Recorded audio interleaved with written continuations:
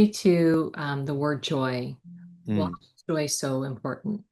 What Oh, that what comes out of joy? oh, everything. You know, my success has come personally from being able to tap into joy.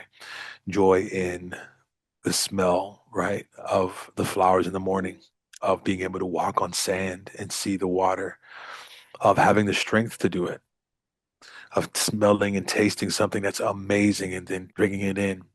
So the key to joy is to find it everywhere and anywhere.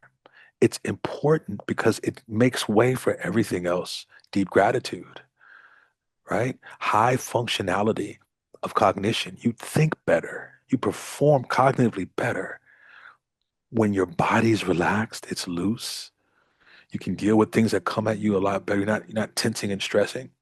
Joy is a way of allowing for more of who you are to move through, that genius to move through you, that intuitive body for our women, especially to know where to go, what to do, who to do it with, and why you're doing it, Hmm. right? Like that is important. So joy is like it's the hidden treasure I feel of life, regardless of where you are. Even if your kids are screaming and there's traffic and you still haven't eaten yet, if you can laugh at that, Yeah, and find the hilarity in that.